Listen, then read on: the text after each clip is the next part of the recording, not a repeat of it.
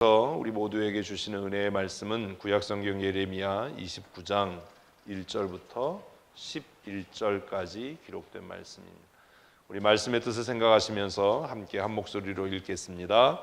선지자 예레미야가 예루살렘에서 이 같은 편지를 느부갓네살이 예루살렘에서 바벨론으로 끌고 간 포로 중 남아있는 장로들과 제사장들과 선지자들과 모든 백성에게 보냈는데, 그때 여호냐 왕과 왕후와 궁중 내시들과 유다와 예루살렘의 고관들과 기능공과 토공들이 예루살렘에서 떠난 후라 유다 왕 시드기야가 바벨론으로 보내어 바벨론 왕 느부갓네살에게 가게 한 사반의 아들 엘라사와 힐기야의 아들 그랴현으로 말하되, 만군의 여호와 이스라엘의 하나님께서 예루살렘에서 바벨론으로 사로잡혀가게 한 모든 포로에게 이와 같이 말씀하시니라. 너희는 집을 짓고 거기에 살며 텃밭을 만들고 그 열매를 먹으라. 아내를 맞이하여 자녀를 낳으며 너희 아들이 아내를 맞이하며 너희 딸이 남편을 맞아 그들로 자녀를 낳게 하여 너희가 거기서 번성하고 줄어들지 아니하게 하라. 너희는 내가 사로잡혀 가게 한 그 성읍의 평안을 구하고 그를 위하여 여호와께 기도하라. 이는 그 성읍이 평안함으로 너희도 평안할 것임이니라. 만군의 여호와 이스라엘의 하나님께서 이와 같이 말하노라. 너희 중에 있는 선지자들에게와 점쟁이에게 미혹되지 말며 너희가 꾼 꿈도 고지 듣지 말라. 내가 그들을 보내지 아니하였어도 그들이 내 이름으로 거짓을 예언함이라. 여호와의 말씀이니라. 여호와께서 이와 같이 말씀하시리라. 바벨론에서 70년이 차면 내가 너희를 돌보고 나의 선한 말을 너희에게 성취하여 너희를 이곳으로 돌아오게 하리라. 여호와의 말씀이니라. 너희를 향한 나의 생각을 내가 아나니 평안이요 재앙이 아니니라. 너희에게 미래와 희망을 주는 것이니라. 아멘. 아멘. 우리 옆에 분과 인사하십시다. 행복하십시다. 여러분 행복하십니까? 아멘이라고 대답하기도 참 뭐하지요, 그죠?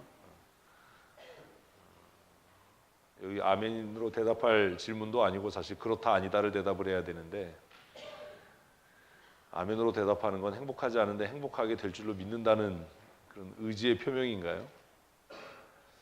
예수를 믿는 사람이나 예수를 믿지 않는 사람이나 다 마찬가지로 고단한 인생을 살아갑니다. 우리 주위에 계신 분들과 다시 한번 인사하십시다. 지난 한 주간 수고하셨습니다. 백수들은 노느라고 수고했고,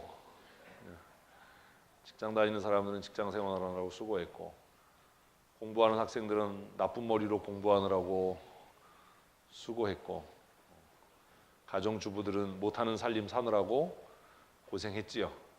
모든 사람들이 다 힘든 삶, 고단한 인생을 살아갑니다. 얼마 안 되는 삶을 이렇게 살았다라고 생각을 하는데, 어제 저녁에 갑자기 저녁밥을 먹다가 생각해 보니까 반세기를 넘게 살았어요. 벌써 깜짝 놀랐어요. 내가 이렇게 오래 살았구나.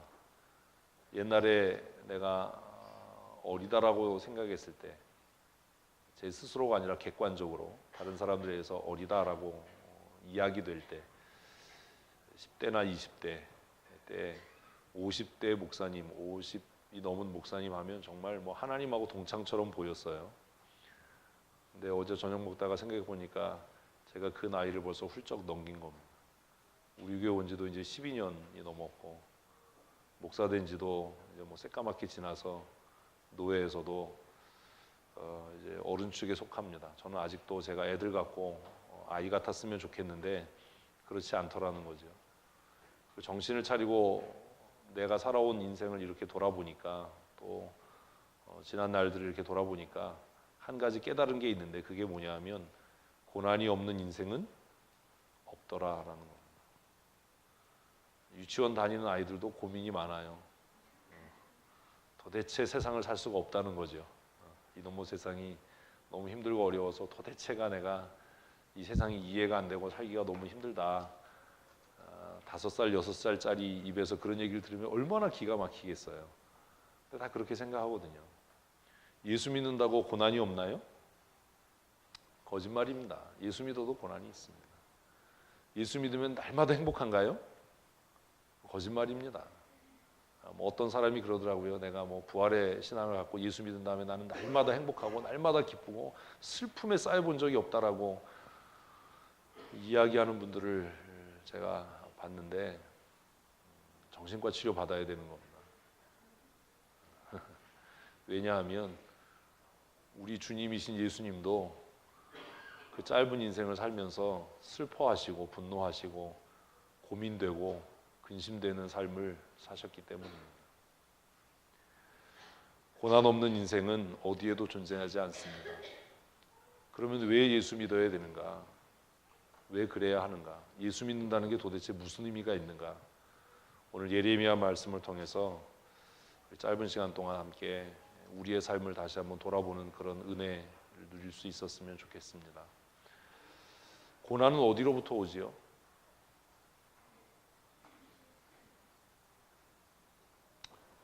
고난은 어디로부터 오죠? 은혜와 복은 하나님이 주시고 고난은 마귀가 가져다 주나요? 예? 그 신비주의자들, 영주주의자들은 그렇게 얘기해요. 질병과 고난을 누가 가져다 준다고요? 마귀가 가져다 줘요. 그렇죠? 그렇게 얘기할 수도 있을 거예요. 정말 그런가요? 욥기를 읽어보면 그 성경을 그냥 맹목적으로 읽지 마시고 이게 정말 진리이고 진실이고 삶의 표준이 되도록 고민하면서 읽으셔야 돼요. 욥기를 읽어보면 욥의 위대한 그 신앙의 고백들을 우리가 만나게 되는데 욥은 뭐라고 고백하냐 하면 내게 생명을 주신 분도 하나님이시고 나에게 지금 이 말할 수 없는 고난과 수치를 주신 분도 하나님이시다 라고 고백합니다.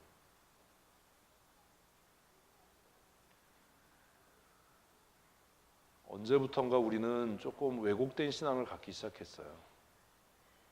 그래서 질병과 고난, 염려와 근심은 다 누가 가져다 주는 것이고 사단이 가져다 주는 것이고 하나님 우리에게 은혜와 복 주시고 형통케 하시는 좋으신 하나님이다라고 언제부턴가 그런 말도 안 되는 신앙을 믿음을 갖기 시작했습니다.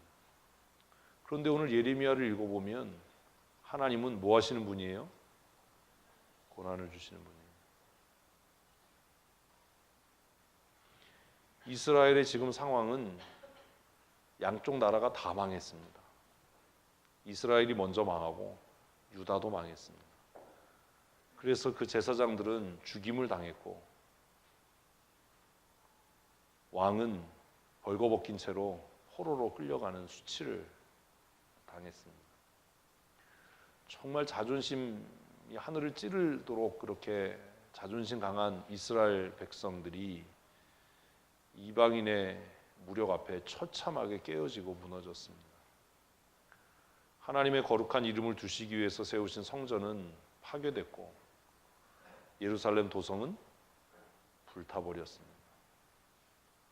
이 고난을 누가 주셨냐는 거예요. 영지주의자들과 기복신앙을 갖고 있는 사람들은 그 고난이 누구로부터 왔다고요? 사단으로부터 왔다 해서 뭐 물러갈지어다 뭐 이렇게 하잖아요.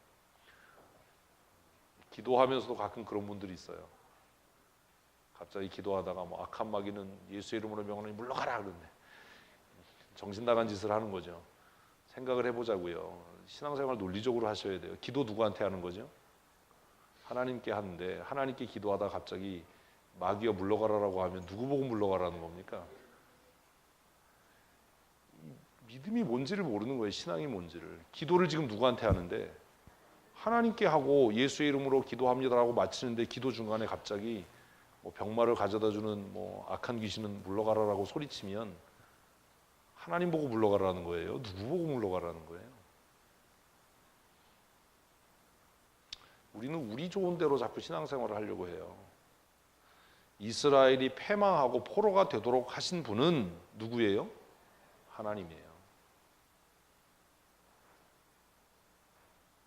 우리의 삶에 고통과 고난과 시험과 환난을 주시는 분도 누구라고요? 하나님이십니다. 여러분 이걸 믿어야 돼요. 이게 믿어지지 않으면 행복한 신앙생활 할 수 없습니다. 우리의 삶에 고난과 시험을 환난을 주시는 분도 하나님이신 거예요. 잘 이게 수용이 안 되시죠?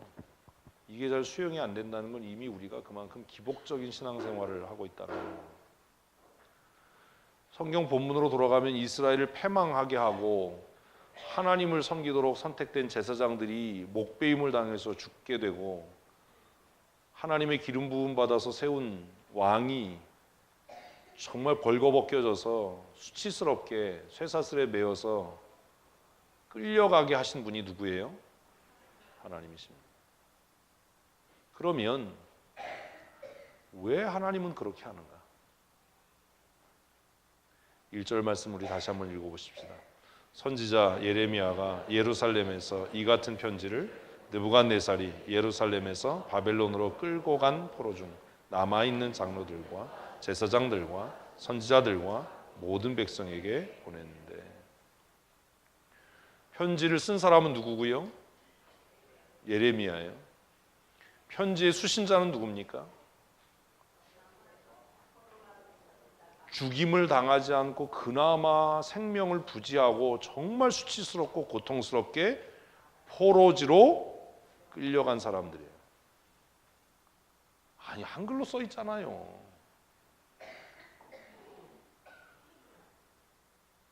끌고 가니라고 써 있잖아요. 그들은 바벨론 느부갓네살의 포로가 돼서 정말 짐승이 끌려가듯이 쇠사슬에 굴비 엮듯이 엮여서 포로지로 끌려갔어요. 많은 사람들이 예루살렘이 함락될 때 그곳에서 죽임을 당했고, 그 중에 살아남은 자들이 포로로 끌려갔는데, 포로로 끌려가는 도중에도 정말 수없이 많은 사람들이 죽었을 겁니다. 고대 전쟁을 배경으로 한 영화들, 스파르타쿠스나 롬이라고 하는 미니 시리즈 영화나 왕좌의 게임이나 이런 유의 영상물들을 보면 그 시대의 전쟁 상황을 우리가 쉽게 이해할 수 있어요. 포로를 잡으면 옷을 다 벗겼어요. 그래서 어떤 몸으로? 완전히 알몸된 상태로 짐승에 태우지 않고 손을 묶어서 짐승에게 묶어서 끌고 갔어요. 그러니까 몸이 약한 사람들은 그 포로로 끌려가는 도중에 길에서 죽는 겁니다. 그나마 살아남은 사람들. 그래서 간신히 바벨론에 도착해서 포로로 수치스러운 삶을 살게 된 자들 중에 누구에게? 장로들과 제사장들과 선지자들, 백성의 지도자 된 자들, 그리고 살아남은 모든 백성들에게 예레미야는 지금 편지를 쓰고 있는 겁니다. 근데 그 편지의 내용이 뭐냐? 그것을 설명하기 위해서 배경을 2절에 먼저 설명하는 겁니다. 예레미야가 편지를 그 시점이 어떤 때냐? 그 시점이 그때는 같이 읽습니다. 여고냐 왕과 왕 궁중 내시들과 유다와 예루살렘의 고관들과 기능공과 토공들이 예루살렘에서 떠나노라. 무슨 얘기죠? 이거 정리하면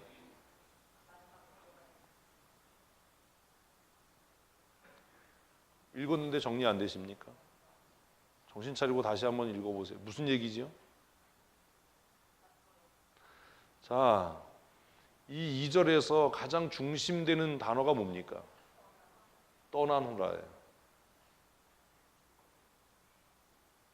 떠난 후라라는 말은 자발적인 겁니까? 타의에 의한 겁니까? 아니 이게 이제 다음 주부터는 우리 히브리어나 헬라어나 영어로 할까요?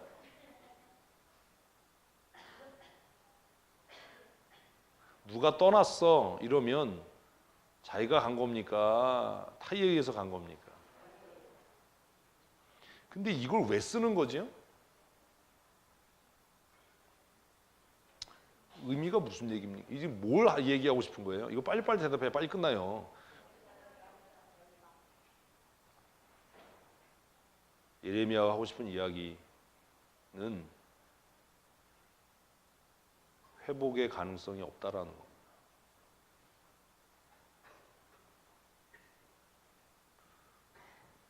많은 사람들이 포로로 끌려가고 그나마 남아있던 사람들도 이제는 예루살렘에 이 땅에 뭐가 없다? 무슨 희망이요? 회복의 희망이 없다.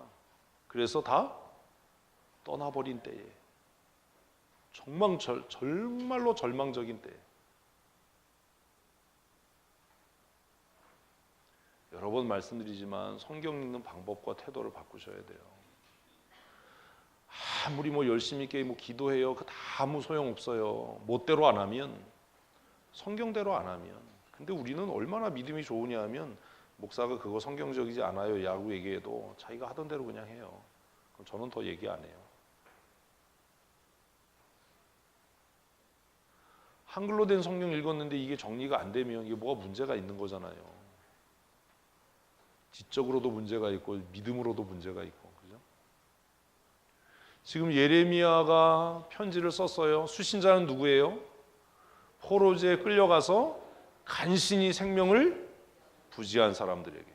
그런데 그 편지를 쓴 시점이 어떤 시점이에요? 예루살렘이 회복될 희망이 완전히 사라진 때에. 제가 문단 나누기 제자형반한테 숙제 내주고 했는데 이거 제대로 안 해서 그래요. 그래서 그때는 이라고 설명을 하는 거예요. 그냥 의미 없이 쓰지 않습니다, 성경. 누가 봐도 예루살렘은 뭐 될 희망이 없어요? 회복될 희망이 없어요. 모든 사람들이 다 떠나버렸어요. 그런데 중요한 건 이렇게 하신 분이 누구라고요? 하나님이에요. 우리가 짧은 인생 살아가면서 이런 상황에 직면할 때도 있습니다. 앞을 봐도 뒤를 봐도 옆을 봐도 뭐가 없어요? 희망이 없어요. 회복될 가능성이 없을 것 같아요. 뭘 해도 안 될 것 같아요. 내 인생이 그냥 꽉꽉꽉 그냥 우겨싸임을 당하고 이제 남은 건 뭐밖에 없어요? 죽는 것밖에 희망이 없는. 얼마나 많은 사람들이 1년에 스스로 자신의 목숨을 끊습니까? 왜 그들이 목숨을 끊지요? 딱 이 상황인 거예요. 앞을 봐도 해결책이 없고 뒤를 봐도 돌아갈 수도 없고 양옆을 봐도 도와줄 사람도 없고 회복의 가능성도 없고 희망도 없고 현재도 없고 미래에도 없고 영원히 없을 것 같은 그런 상황. 그러면 왜 하나님은 우리에게 이런 상황을 허용하시고 허락하시는가? 그 이유가 뭔가?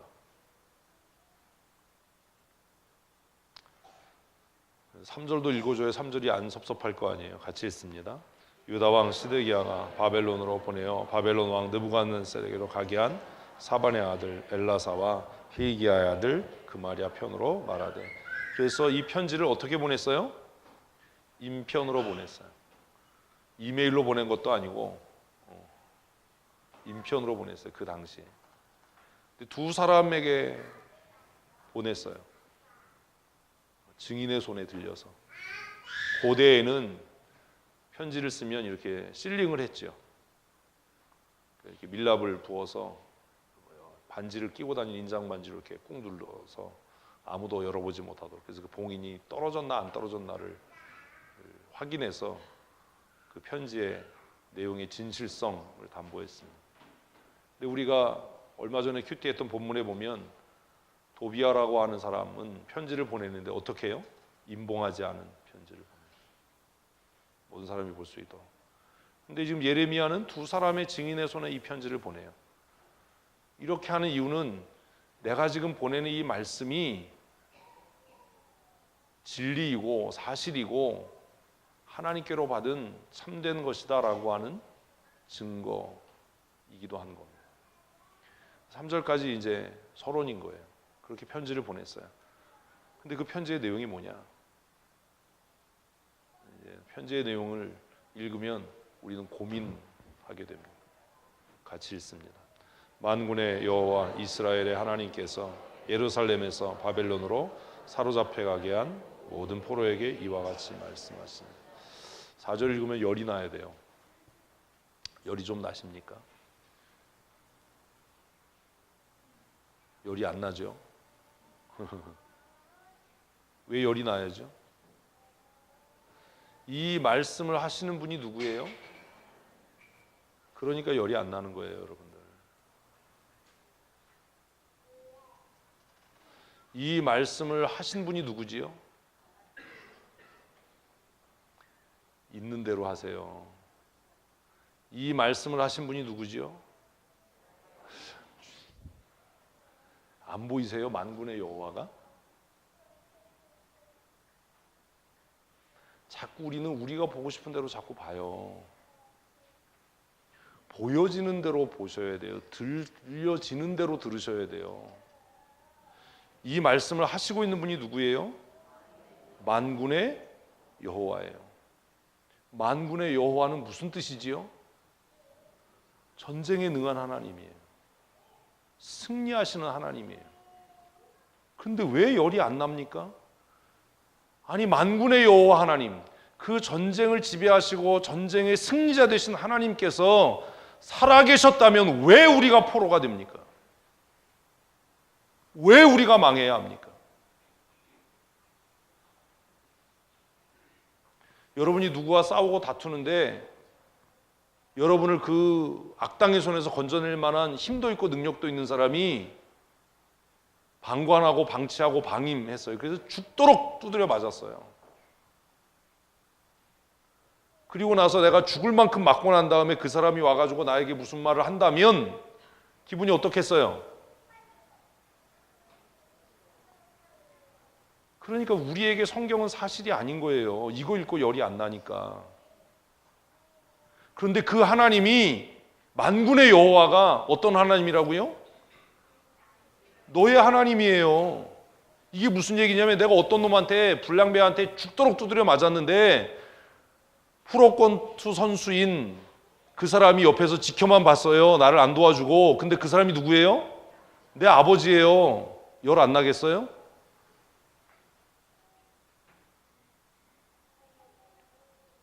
성경이 이해가 전혀 안 되는 거예요, 우리가. 국민학교 가서 월사금을 다 돌려받아야 돼요. 대학 나왔다 이런 소리 하지도 마세요. 하나님, 우리가 두드려 맞을 때, 우리가 전쟁에서 산산이 깨질 때, 우리의 제사장들이 죽임을 당할 때, 우리의 딸들과 우리의 아내들이 강간을 당할 때 하나님은 어디 계셨습니까? 왜 그때 침묵하셨습니까? 그런데 왜 이제 말씀하십니까? 우리가 당신의 말을 들어야 할 이유가 어디에 있습니까? 왜 우리를 구원하지 않으셨습니까? 열이 안 나겠어요? 여러분, 정말 나라를 위해 기도하셔야 돼요. 지금 다른 거 다 좋아요. 다른 거 다 좋은데 사회가 사회주의나 공산주의화 되면 제일 먼저 죽는 게 목사고 성도예요. 예수 믿는 사람들이 지금 제정신이 아닌 거예요. 무슨 짓을 해도 다 기다려줄 수 있고 이해해줄 수 있고 용납해줄 수 있는데 사회주의화 하겠다, 공산화 하겠다, 이건 말도 안 되는 거예요.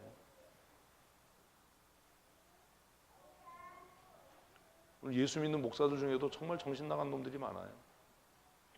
예수 믿는 게 아닙니다. 어떻게 이 첫 번째 줄을 읽으면 열이 안 납니까?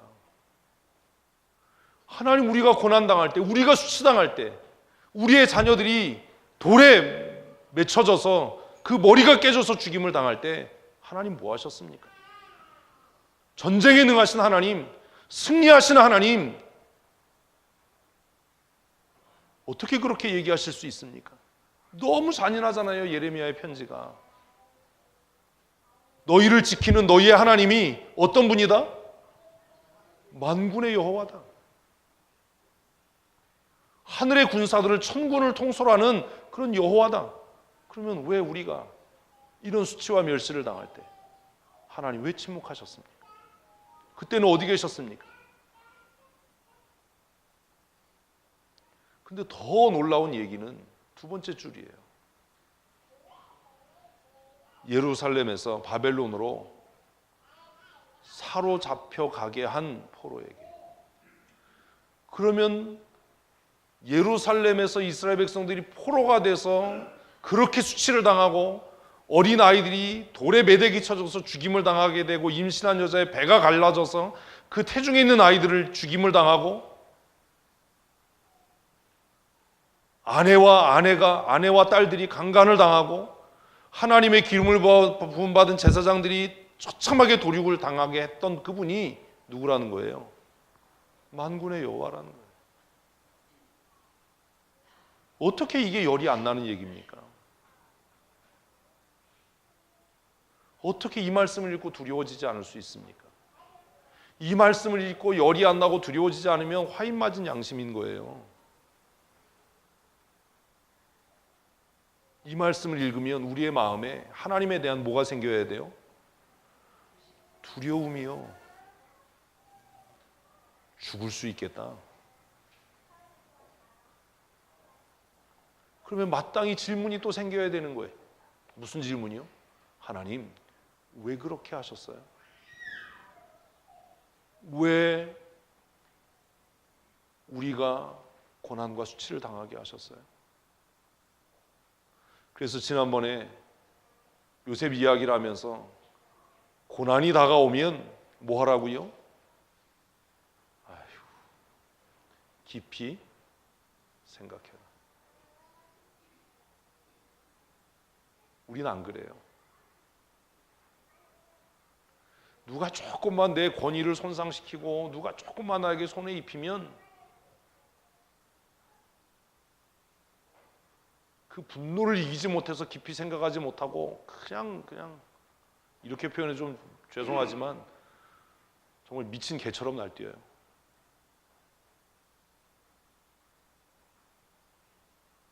지금 나로 하여금 수치를 당하게 하시는 분, 지금 나로 부끄러움을 당하게 하시는 그분이 누구라고요? 하나님이신 거예요. 그 사람이 아니에요. 그 사람하고 싸울 문제가 아니에요.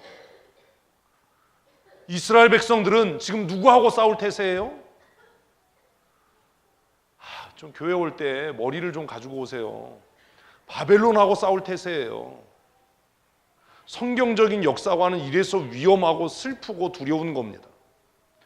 우리나라도 일제강점기를 보냈습니다. 우리는 우리가 싸워야 될 대상이 누구라고 생각했어요? 일본이라고 생각했어요. 제가 신학교 가서 고민했던 게 뭐냐면 내 마음에 일본에 대한 미움이 너무 가득했어요. 역사를 공부하면서 그들이 저질렀던 만행을 보면서 어떻게 인간이 이럴 수 있나? 그래서 그게 너무 두려웠어요. 그래서 기도했어요. 하나님, 내가 정말 가난한데요. 일본 좀 가게 해주세요. 그 실체가 뭔지 좀 보게 해주세요. 그리고 신학교 2학년 때 처음 배낭을 메고 일본을 갔어요. 수없이 많은 신사들, 그 동경의 깨끗한 거리, 일본 사람들의 삶을 보면서 회개했어요. 우에노 공원에서 저녁에 벤치에 누워서 자면서 정말 많은 고민을 했어요. 우리가 싸워야 할 대상이 뭐가 아니었구나. 일본이 아니었구나. 그래서 예레미야가 다시 보이는 거예요. 그래서 열왕기와 역대기가 다시 보이는 거예요. 이스라엘의 포로로 잡혀간 누구요? 벌써 앞에 잊어먹었어요. 수신자 누구요? 교회 올 때 머리를 들고 오세요. 아니면 지금 성경책이라도 좀 펴놓으세요. 2절 말씀에 보면 누구요? 1절에 보면 누구요? 제사장들, 지도자들, 고관들, 그들에게 지금 예레미야는 무슨 얘기하는 겁니까? 너희의 싸움의 대상은 바벨론이 아니야. 어떤 사람이 저에게 와서 제 자존심을 긁고 저를 속상하게 했어요. 그러면 우리는 우리의 싸움의 대상이 누구라고 생각해요? 그 사람이에요. 그래서 막 미친 개 날뛰듯이 불러가지고 막 퍼부어요. 어떻게 나한테 이럴 수 있냐? 공개적으로 어떻게 나한테 이렇게 그럴 수 있냐? 전혀 그 배후에 누가 있다는 것을, 하나님이 계시다는 것을 생각 못해요. 그래서 그 사람에 대한 미움만 커지는 거예요. 그 사람에 대한 증오만 커지는 거예요. 저도 그랬어요. 저 어려서부터 예수 믿었어요. 근데 그렇게 어려서부터 예수 믿고 신앙생활 했는데 제 마음에 일본이 너무 미웠어요. 쳐부숴야 되고 무찔러야 되고 극복해야 될 대상이고.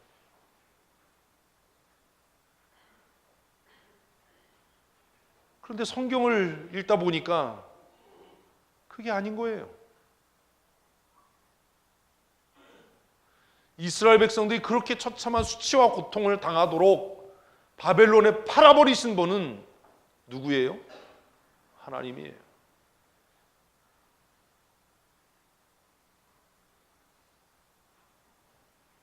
우리의 민족이 그렇게 수치와 고통을 당하도록 우리를 팔아버리신 분이 하나님인 거예요. 역사관의 변화가 생기기 시작했어요. 고통스럽고 고민되기 시작했어요. 예수 믿는 게 너무 힘들어지기 시작했어요. 어렸을 때는, 철없을 때는 그냥 교회 다니는 게 취미 생활이고 그냥 내 취향이었던 거예요. 성경을 하나님의 말씀으로 읽기 시작하면서부터 부딪힘이 생기기 시작했어요. 한 말씀 한 말씀이 때로는 너무 고통스럽게 느껴졌어요. 포로로 잡혀간 그 고관들은 무슨 생각했겠어요? 독립해야 돼. 우리가 독립전쟁해야 돼. 무찌르고 회파해서 우리가 나라를 찾아야 돼. 우리가 선민인데.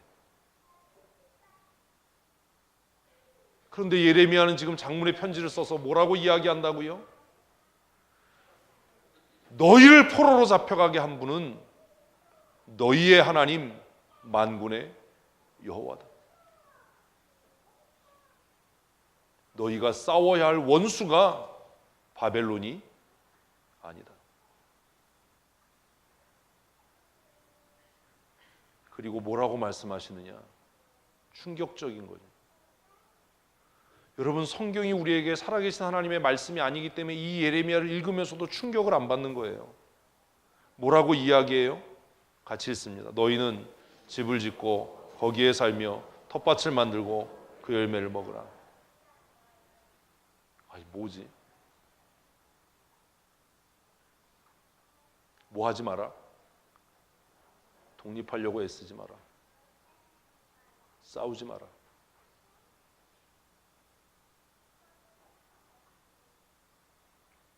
이게 뭐지 도대체?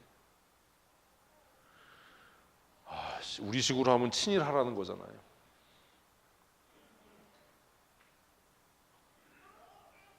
이걸로 끝나면 괜찮아요. 6절 읽어보십시다. 아내를 맞이하여 자녀를 낳으며 너희 아들이 아내를 맞이하여 너희 딸이 남편을 맞아 그들로 자녀를 낳게 하여 너희가 거기서 번성하고 주어들지 아니하게 하라. 여기까지도 괜찮아요. 그죠? 사실 열받는 얘기인데 여기까지도 괜찮아요. 7절이요. 너희는 내가 사로잡혀가게 한 그 성읍의 평안을 구하고 그를 위하여 여호와께 기도하라. 이는 그 섭이 평안함으로 너희도 평안할 것이다. 여러분 이해되십니까? 이 말씀 오늘 처음 읽었습니까?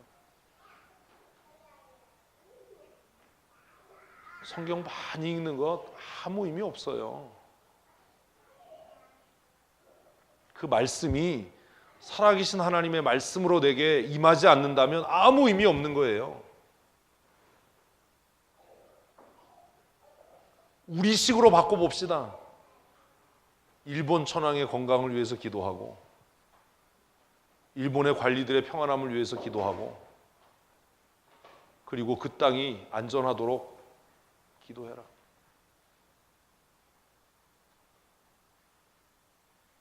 수용하실 수 있으십니까? 성경은요, 우리가 생각하는 것과 많이 달라요. 예수 믿는 성도들 애국해야 됩니다. 그러나 그 방법에 대해서 고민해야 됩니다.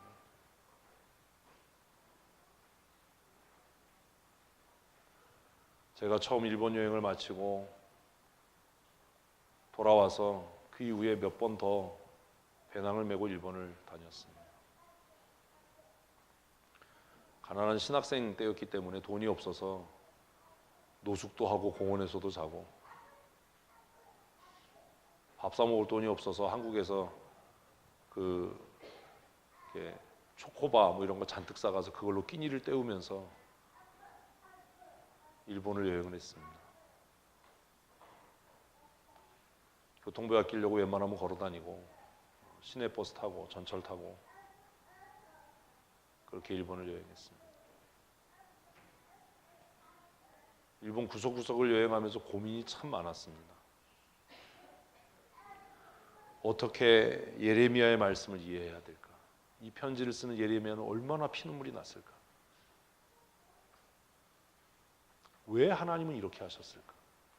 그러면 우리는 어떻게 해야 되나? 그리고 결혼을 하면서 신혼여행을 일본으로 가자고 우겨서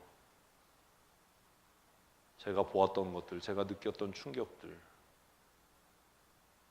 그리고 성경을 현실에 적용하면서 겪었던 고민들을 하게 해주고 싶었어요. 그래서 보름 동안 일본 반을